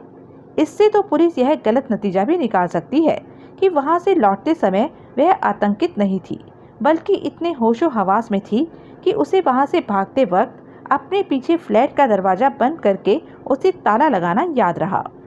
लेकिन हालात तो यह जाहिर करते हैं कि जब कत्ल हुआ था उस वक्त अंजना बाथरूम में थी। उस सूरत में भी फ्लैट में से आखिर में वह ही निकली होगी, बशर्ते कि वह कातिल के साथ ही वहां से न निकली हो। उस सूरत में उस पर कातिल की जानकारी होते हुए भी उसे छुपाने का इल्जाम आ सकता है। मैं यह भी नहीं चाहता, मैं ऐसा तो कुछ चाहता ही नहीं जिससे उस पर किसी भी प्रकार की कोई उंगली उठे। मैं सारे केस पर खूब विचार करने के बाद इस नतीजे पर पहुंचा हूं कि अंजना के वहां से भागते समय वह दरवाजा खुला था। फिर भी जब पुलिस वहां पहुंची थी तो उन्होंने दरवाजा बंद पाया था। मिस्टर सुनील, मेरा दावा है कि वह दरवाजा तुमने बंद किया था। तुम कृष्ण बिहारी लाल के फ्लैट में भी घुसे थे और अपनी आंखों से उसकी लाश देखी होने की वजह से ही तुम्हें मालूम हुआ था कि उसका कत्ल हो गया था। मेरा दावा है कि जब मैं ब्लास्ट के ऑफिस में बैठा था और जब वहां तुम्हारा वह फ़ोन आया था जिस पर कि तुमने मुझसे भी बात की थी और बताया था कि कृष्ण बिहारी लाल का खून हो गया था, उस वक्त तक किसी को भी मालूम नहीं था कि कृष्ण बिहारी लाल का कत्ल हो चुका था। अब जरा सोचो कि यह बात जब पुलिस को मालूम होगी तो तुम्हारी क्या गत बनेगी? तुम जो कह रहे हो उसे साबित कर सकते हो? मैं यह साबित कर सकता हूँ कि फ्लैट का दरवाज़ा पुलिस द्वारा खोला जाने से पहले तुम्हें कृष्ण बिहारी लाल के कत्ल की खबर थी। मुझे कल रात का वह वक्त बखूबी याद है जब तुमने ब्लास्ट में फ़ोन करके मुझसे बात की थी। पुलिस को भी मालूम होगा कि उन्होंने फ्लैट का दरवाज़ा कब खोला था। मिस्टर सुनील, वह दरवाज़ा बंद करना तुम्हारे लिए मुसीबत ला सकता है। किसी को भी मालूम होने से पहले कत्ल की जानकारी तुम्हें होने की वजह से तुम पर यह शक किया जा सकता है कि शायद कत्ल किया ही तुमने है। तुम मुझे ब्लैकमेल करना चाहते हो? सुनील उसे घूरता हुआ बोला। तुम इसे कुछ भी समझो, लेकिन मैं सिर्फ यह चाहता हूँ कि जो मदद की मुझे दरकार है उसे मुझे हासिल करवाने में तुम आनाकानी ना करो। तुम एक करिश्मे की उम्मीद कर रहे हो। हर तथ्य इसी बात की ओर संकेत कर रहा है कि कत्ल अनिल बहल ने किया है, फिर भी तुम यह चाहते हो कि वह रिहा हो जाए। मैं हकीकत को खूब समझता हूँ। मैं पहले ही कह चुका हूँ कि मैं पागल नहीं हूँ, लेकिन चाहता मैं फिर भी यही हूँ कि वह बेचारा किसी तरह रिहा हो जाए, चाहे इसके लिए तुम्हारे लाखों रुपए खर्च हो जाएं। हाँ, और यह चाहने की वजह तुम बताओगे नहीं। फिलहाल तुम यही वजह समझो कि वह मेरे शहर का है और मैं नहीं चाहता कि पराए शहर में उसके ऊपर कोई विपत्ति आए, लेकिन यह असली वजह नहीं। वह खामोश रहा। तब तक सुनील अपना ब्रेकफास्ट समाप्त कर चुका था। ओके, सुनील बोला, फिलहाल मैं कहीं जा रहा हूँ। लौटने पर मैं देखूंगा कि इस बारे में क्या किया जा सकता है। तुम कहाँ जा रहे हो? वह व्यग्र भाव से बोला। जा रहा हूँ कहीं, शाम से पहले नहीं लौटूंगा, इसलिए मेरी गैर हाजिरी में खामखा मेरे ऑफिस के चक्कर मत लगाते रहना। तुम लौटने पर मुझे खबर करोगे? हाँ ठीक है फिर। वैसे तुम्हें मालूम है कि पुलिस को यह मालूम हो चुका है कि जिस चाकू से कृष्ण बिहारी लाल का कत्ल हुआ था वह कल ही अनिल बहल ने एक हार्डवेयर स्टोर से खरीदा था। क्या? इंद्र कुमार हैरानी से बोला। यानी कि तुम्हें नहीं मालूम था? सुनील बोला। और यह मालूम है कि हत्या के समय के आसपास उसकी उधार मांगी हुई कार सुभाष मार्ग पर कृष्ण बिहारी लाल के फ्लैट वाली इमारत के पास ही खड़ी पाई गई थी। हे भगवान, वह आतंकित स्वर में बोला। और अनिल बहल फरार है? हाँ यह मालूम है। फिर भी तुम उम्मीद करते हो कि वह निर्दोष होगा? मैं यह उम्मीद नहीं करता। मैं यह उम्मीद करता हूँ कि अगर उसके बचाव के लिए खूब कोशिश की जाए और उस पर ढेरों पैसा खर्च किया जाए तो वह रिहा हो सकता है। इंद्र कुमार, यह बात अभी भी मेरी समझ से बाहर है कि तुम क्यों अंजना के प्यार में अपने प्रतिद्वंदी की रिहाई की चिंता में घुले जा रहे हो। वह बात छोड़ो तुम्हारी इस न समझ में आने वाली इच्छा में जरूर कोई गहरा राज है। वह खामोश रहा। सुनील ने घड़ी देखी। 10:10 हो चुके थे। वह हड़बड़ाकर उठ खड़ा हुआ। मैं चला, वह बोला, मुझे देर हो रही है। इंद्र कुमार ने सहमति में सिर हिला दिया। विश्वनगर एयरपोर्ट पर उतरते ही सुनील एक टैक्सी में सवार होकर सीधा मयूर होटल पहुंचा। जौहरी के कथनानुसार अनिल बहल वहां इसी होटल में था। वह रिसेप्शन पर पहुंचा। कल रात राजनगर से आए मिस्टर अनिल बहल कौन से कमरे में है? सुनील ने पूछा। रिसेप्शनिस्ट ने कीबोर्ड पर निगाह डाली और फिर बोला, Mr and Mrs Anil Bahl 5 number suite में है। मिसेस? उनकी मिसेस भी साथ है? जी नहीं, इस वक्त नहीं है, वे शायद बाद में आएंगी। और मिस्टर अनिल बहल ने स्वीट लिया है? जी हाँ, हमारा सबसे शानदार स्वीट। अक्सर हनीमून मनाने आए जोड़े ठहरते हैं। मिस्टर अनिल बहल इस वक्त अपने स्वीट में है? जी हाँ। किधर है 5 नंबर स्वीट? पहली मंजिल पर गलियारे के अंत में। सुनील 5 नंबर स्वीट के सामने पहुंचा। वह कुछ क्षण वहां ठिठका खड़ा रहा, फिर उसने धीरे से बड़ी नजाकत से दरवाजे पर दस्तक दी। दूसरी ओर से फौरन व्यग्र भाव से दरवाजे की ओर बढ़ते कदमों की आहट सुनाई दी। फिर जल्दी से दरवाजा खुला और सुनील को चौखट पर अनिल बहल दिखाई दिया। सुनील को देखकर उसके चेहरे पर तुरंत मायूसी, भय और क्रोध के मिले जुले भाव प्रकट हुए। हेलो, सुनील बोला, मे आई कम इन? अनिल बहल ने असहाय भाव से कंधे झटकाए और पीछे हट गया। वह जाकर रेत के बोरे की तरह एक सोफे पर ढेर हो गया। सुनील भीतर दाखिल हुआ। उसने अपने पीछे दरवाजा बंद कर दिया। तो शादी कर ली तुमने? सुनील उसके सामने आकर बैठता हुआ बोला। कौन है खुशकिस्मत वधू? अनिल बहल ने उत्तर नहीं दिया। उसने अवसादपूर्ण ढंग से गर्दन हिलाई। तुम एकाएक यहाँ क्यों चले आए? सुनील ने पूछा। और खामोश रहने से काम नहीं चलेगा। मैं केवल तुम्हारी कहानी सुनने के लिए इतना लंबा सफ़र करके यहाँ आया हूँ। तुम्हारी राय मानकर ही मैं यहाँ आया हूँ। वह कठिन स्वर में बोला। तुम्हारे कहने पर ही मैं राजनगर से भागा था। मेरे कहने पर? हाँ, तुम्ही ने तो मुझे होटल में फ़ोन करके कहा था कि... वह फ़ोन मैंने नहीं किया था। वह फ़ोन किसी और ने मेरा नाम लेकर किया था। नहीं, वह अविश्वासपूर्ण स्वर में बोला। मैं सच कह रहा हूँ। मौजूदा हालात में मैं तुम्हें कहीं भाग जाने की बेहुदी राय कभी नहीं दे सकता था। तो फिर मुझे फ़ोन किसने किया था? भगवान जाने। उसने फिर अवसादपूर्ण ढंग से गर्दन हिलाई। तुमने अंजना से शादी कर ली है या करने वाले हो? सुनील ने पूछा। दोनों ही बातें गलत।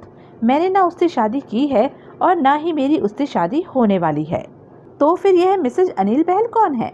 उसने उत्तर नहीं दिया। अंजना तुम्हारे साथ यहाँ आने वाली थी? नहीं, वह बोला। तो क्या वह बाद में आएगी? नहीं, मेरी उससे मेल मुलाकात तक नहीं है। अभी जब मैंने दरवाजे पर दस्तक दी थी तो तुमने ऐसी बेकरारी से दरवाज़ा खोला था जैसे आगंतुक के स्वागत में एक क्षण की भी देर करना तुम्हें गवारा नहीं था। लेकिन मेरी शक्ल देखते ही तुम्हारे चेहरे पर 12 बजे दिखाई देने लगे थे। क्यों?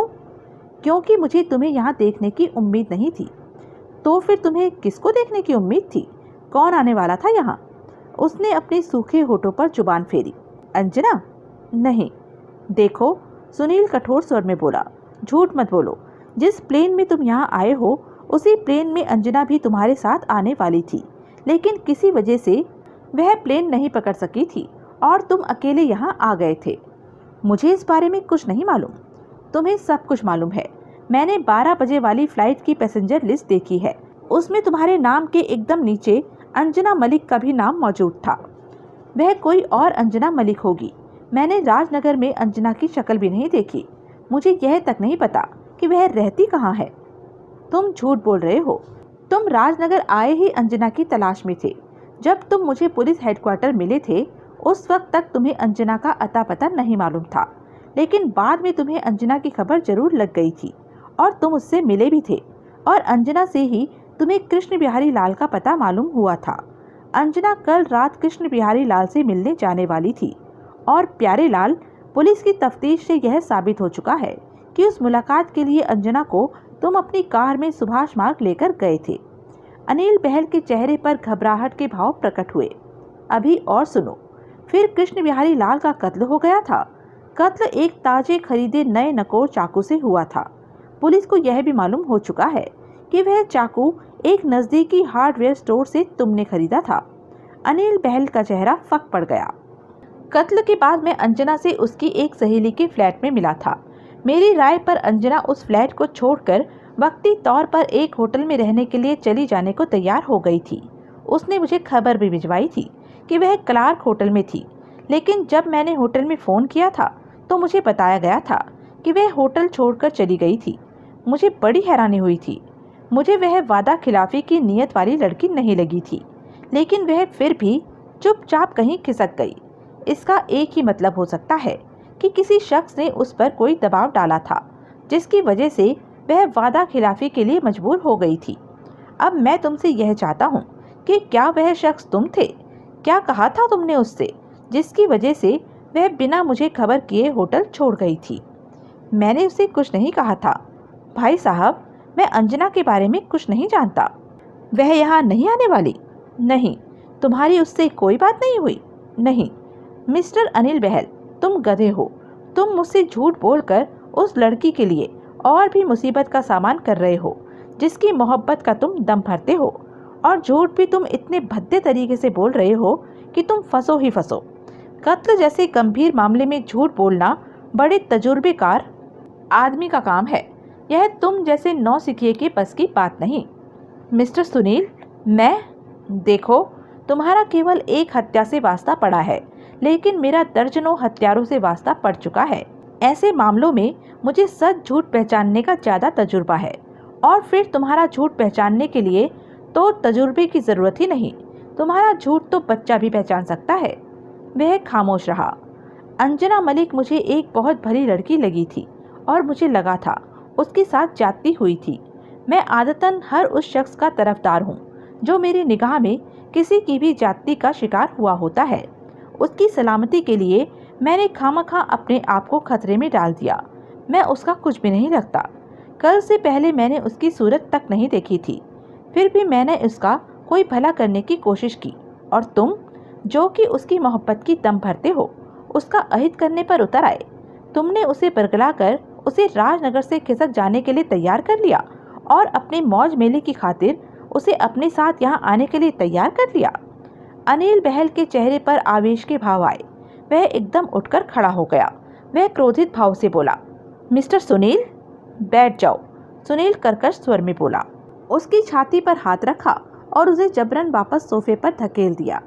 अभी मेरी बात खत्म नहीं हुई, और जब तक मैं बोल रहा हूँ तब तक तुम अपना थोबड़ा बंद रखो, समझे?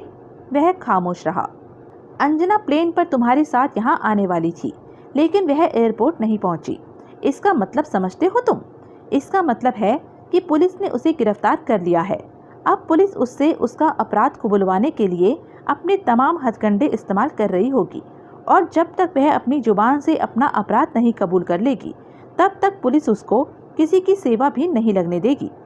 वह बदहवास दिखाई देने लगा। और अगर वह गिरफ्तार हो गई है तो पुलिस को तुम्हारे यहाँ मौजूदगी की खबर हुए बिना नहीं रहेगी। तुम पुलिस को किसी भी क्षण यहाँ पहुँचा ही समझो। हे भगवान, अनिल बहल के मुंह से निकला। उसने अपनी कोहनियाँ अपने घुटनों पर टिका ली और अपने हाथों से अपना माथा थाम लिया। अनिल बहल, सुनील चेतावनी भरे स्वर में बोला, मैं तुम्हें फिर कहता हूँ कि। तभी दरवाजे पर दस्तक पड़ी। अनिल बहल के सिर भी उठाने से पहले सुनील ने आगे बढ़कर दरवाजा खोल दिया।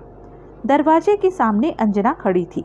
सुनील ने एक क्षण के लिए उसके चेहरे पर आशा की चमक देखी, लेकिन सुनील से निगाहें चार होते ही वह फौरन गायब हो गई और उसकी जगह भय ने ले ली। तुम, उसके मुंह से निकला। भीतर आओ, सुनील बोला। उसने भीतर कदम रखा। तभी उसकी निगाह सोफे पर परेशान हाल बैठे अनिल बहल पर पड़ी। अनिल, वह आर्तनाद करती हुई उसकी तरफ लपकी। क्या हुआ? अनिल उठकर खड़ा हो गया। उसके चेहरे पर एक विवादपूर्ण मुस्कुराहट आई और फिर उसने बाहें अंजना की ओर फैला दी। अंजना उसकी बाहों में समा गई। सुनील खिड़की के पास जा खड़ा हुआ। उसने उन दोनों की ओर से मुंह फेर लिया। तुम एयरपोर्ट नहीं पहुंची? उसके कानों में अनिल बहल की आवाज़ पड़ी। मैं तो समझा था कि तुम्हें पुलिस ने पकड़ लिया। जिस टैक्सी पर मैं एयरपोर्ट आ रही थी उसी अंजना की आवाज़ सुनाई दी। उसका रास्ते में एक्सीडेंट हो गया था। फिर जब तक मैं एयरपोर्ट पहुंच पाई थी तब तक प्लेन टेक ऑफ कर चुका था। मैं ट्रेन से आई हूं। फिर सुनील ने उनकी तरफ रुख किया। उसने देखा अब दोनों एक दूसरे से अलग हटकर खड़े थे। अंजना, वह बोला, तुमने एकाएक होटल क्यों छोड़ दिया था और गायब कहाँ हो गई थी तुम? मैं तभी अनिल बहल उसकी तरफ झुका और फुसफुसा कर उसके कान में कुछ कहने लगा। अनिल, सुनील चिढ़कर बोला, ये नक्शेबाजी छोड़ो, लड़की को कुछ कहने दो। अनिल ने होठ खींच लिए। मेरी बात का जवाब दो अंजना, सुनील बोला। मैं इस बारे में कुछ नहीं कहना चाहती, वह कंपित स्वर में बोली। तो फिर मैं कहता हूँ, अनिल बहल ने तुमसे बात की थी और तुम्हें बहला फुसला कर तुम्हें अपने साथ यहाँ चले आने के लिए राजी कर लिया था। और नहीं, अंजना तीव्र विरोधपूर्ण स्वर में बोली, अनिल ने ऐसा नहीं किया था। अनिल से मैंने बात की थी और उसे अपने साथ यहाँ आने के लिए मैंने तैयार किया था। क्यों? मैं बिना किसी व्यवधान की पूरी आज़ादी के साथ कुछ दिन अनिल के साथ गुजारना चाहती थी। और वे कुछ दिन गुजर जाने के बाद तुम्हारा क्या इरादा था? फिर हम दोनों वापस राजनगर लौट जाते और अपने आप को पुलिस के रहमो करम पर छोड़ देते।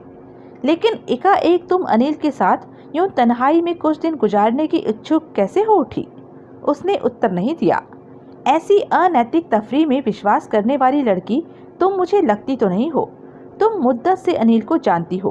क्या पहले भी कभी तुम्हारा उसके साथ ऐसे ही संसर्ग का प्रोग्राम बन चुका है? नहीं, वह फुसफुसाई। तो अब क्या खास बात हो गई है? अब तुम्हारे लिए अनिल के साथ यूं कुछ दिन गुजारना क्यों ज़रूरी हो गया है? अब तुम। अंजना जल्दी से सुनील के समीप आई और बोली, मिस्टर सुनील, प्लीज़ खामोश हो जाइए। आप बात पर जरा सा गौर करेंगे तो बात आपकी समझ में आ जाएगी, लेकिन भगवान के लिए वह बात अनिल को मत कहिएगा। सुनील के नेत्र सिकुड़ गए। उसने गौर से अंजना की व्याकुल आंखों में देखा और फिर एकाएक उसके नेत्र फैल गए। ओ माय गॉड, यह बात मुझे पहले क्यों नहीं सूझी? कौन सी बात? अनिल बहल व्यग्र स्वर में बोला। मिस्टर सुनील, प्लीज़ मत बताना, अंजना ने फरियाद की। तभी सुनील की निगाह खिड़की से बाहर नीचे कंपाउंड में दाखिल होती एक जीप पर पड़ी। पुलिस? एकाएक सुनील हड़बड़ाकर बोला। अंजना, अनिल बहल बोला, यह कौन सी बात है जो तुम मुझसे छुपा रही हो? अब बातें करने सुनने का वक्त नहीं, सुनील जल्दी से बोला। पुलिस को तुम लोगों की खबर लग गई मालूम होती है। अंजना, हो सकता है पुलिस के किसी आदमी ने राजनगर से ही तुम्हारा पीछा किया हो, या शायद उन्हें यह मालूम हो गया है कि अनिल, तुम राजनगर से आधी रात को रवाना होने वाला प्लेन पकड़कर यहाँ आए थे। पुलिस निश्चय ही यहाँ तुम लोगों की वजह से पहुँची है। अब क्या होगा? अंजना भयभीत स्वर में बोली। जो होगा देखेंगे, सुनील बोला। अंजना, पहली बार तो तुमने मेरा कहना नहीं माना, अब मानोगी? हाँ, वह बोली। और तुम? सुनील ने अनिल बहल से पूछा। अनिल बहल ने एक निगाह अंजना पर डाली और फिर बेहिचक बोला, हाँ वेरी गुड। सुनील बोला, अंजना तुम फौरन यहाँ से बाहर निकल जाओ और नीचे जाने के स्थान पर एक मंजिल ऊपर चढ़ जाओ और वहीं मेरा इंतजार करो। जाओ, गेट गोइंग। अंजना निगाहों से ही अनिल बहल से अलविदा लेती हुई वहां से बाहर निकल गई। अब तुम सुनो। सुनील अनिल बहल की तरफ घूमा। अब तुम्हें मर्द बनकर दिखाना है। तुम्हें अंजना की भी विपत्ति अपने सिर लेनी है और इसे कोई आसान काम मत समझना, लेकिन यह तुम्हें करना ही होगा। बोलो, कर सकोगे? अंजना की खातिर मैं कुछ भी करने को तैयार हूँ, वह दृढ़ स्वर में बोला। Bravo, that's the spirit. क्या करना होगा मुझे? काम सुनने में आसान है लेकिन है बहुत कठिन। तुम्हें अपने होठ सी लेने होंगे। अभी पुलिस तुम्हें गिरफ्तार कर लेगी, लेकिन तुम उन्हें कोई भी कैसा भी बयान देने से सरासर इनकार कर दोगे। वे लोग तुम्हारी जुबान खुलवाने के लिए कोई कोशिश उठा नहीं रखेंगे। वे तुम्हें डराएंगे, धमकाएंगे, शायद तुम पर जुल्म भी ढाएंगे और फिर बड़े मनोवैज्ञानिक ढंग से वे तुम्हें गुमराह करने की भी कोशिश करेंगे। वे तुम्हें कहेंगे कि अंजना मलिक ने कत्ल का इल्जाम कबूल कर लिया है और उसने ऐसा इसलिए किया है क्योंकि वह तुमसे मोहब्बत करती है और वह तुम्हारी हिफाजत करना चाहती है। मुमकिन है कि वे तुम्हें अंजना मलिक का तस्दीकशुदा यह बयान भी दिखाए कि कत्ल उसने किया है। वे तुम्हारी गैरत को ललकारेंगे और तुम्हें एक ऐसा आदमी करार देकर शर्मिंदा करने की कोशिश करेंगे जो अपनी जान बचाने की खातिर अपनी निर्दोष महबूबा को फांसी पर चढ़ने दे सकता है। वे तुम्हारी जुबान खुलवाने के लिए हर मुमकिन पैतरा इस्तेमाल करेंगे, लेकिन जो कुछ भी वे कहेंगे सब झूठ होगा, स्पष्ट होगा, ब्लफ होगा, किस्सा होगा। अनिल बहल, वादा करो कि तुम पुलिस की ऐसी चालबाजियों में नहीं फंसोगे। तुम मुझे एक मजबूत इंसान बनकर दिखाओगे और अंजना की खातिर अपनी जुबान हरगिज नहीं खोलोगे, चाहे तुम पर कितने ही कहर क्यों न टूटे। Okay? Okay, that's a good boy. मुझे अपनी जुबान कब तक बंद रखनी होगी? तब तक जब तक मैं तुम्हें कोई खबर न करूं। अनिल बहल, तुम्हें अपनी जुबान इस हद तक बंद रखनी है कि पुलिस अगर तुमसे टाइम भी पूछे तो तुम्हें नहीं बताना है। ठीक है, मैं चला। सुनील बोला और फुर्ती से कमरे से बाहर निकल उसने पहली सीढ़ी पर कदम रखा था कि लिफ्ट का जंगला खुल गया। वह ऊपर को जाने वाली सीढ़ियों की तरफ लपका। उसमें से 2-3 पुलिसिये बाहर निकलकर अनिल बहल के कमरे की तरफ बढ़े। वह लपक कर सीढ़ियां चढ़ता हुआ ऊपर की मंजिल पर पहुंचा। अंजना लिफ्ट के सामने खड़ी थी। सुनील ने उसके समीप जाकर लिफ्ट का बटन दबाया। लिफ्ट उनके सामने आकर रुकी। दोनों लिफ्ट में सवार हो गए। सुनील ने पहली मंजिल का बटन दबा दिया। कहाँ जाना होगा? अंजना ने पूछा। वहाँ जहाँ से कि तुम्हें आना ही नहीं चाहिए था। वापस राजनगर? हाँ। तुम कोई सामान वगैरह नहीं लाई थी? एक सूटकेस लाई थी, लेकिन उसे मैंने स्टेशन पर क्लॉक रूम में जमा करवा दिया था। अनिल बहल कैसा आदमी है? वह तुम्हारी खातिर कुछ कर सकता है? कुछ? वह गर्वपूर्ण स्वर में बोली। दुनिया का ऐसा कोई काम नहीं जो वह मेरी खातिर नहीं कर सकता। फिर भी तुमने इंद्र कुमार से शादी करने का फैसला किया है। तभी लिफ्ट पहली मंजिल पर आकर रुकी। दोनों बाहर निकले। पहली मंजिल के गलियारे में पिछवाड़े से भी सीढ़ियां थी। दोनों उधर बढ़े। तुम? सुनील फिर बोला। इंद्र कुमार से इसलिए शादी करने जा रही हो क्योंकि तुम समझ रही हो कि कृष्ण बिहारी लाल का कत्ल अनिल बहल ने किया है और इस इल्जाम से केवल इंद्र कुमार ही उसे बचा सकता है। इसी वजह से इंद्र कुमार अनिल बहल के बचाव के लिए कुछ भी करने को तैयार हो गया है। जवाब दो, मैंने बात को ठीक समझा है ना? हाँ, मुझे पहले ही पता था कि तुम बात पर जरा सा भी गौर करोगे तो बात तुम्हारी समझ में आ जाएगी। इसलिए मैंने तुमसे प्रार्थना की थी कि तुम वह बात अनिल को मत बताना। वह मुझे हरगिज भी ऐसा कोई कदम नहीं उठाने देगा। इससे तो वह 100 बार मर जाना पसंद करेगा।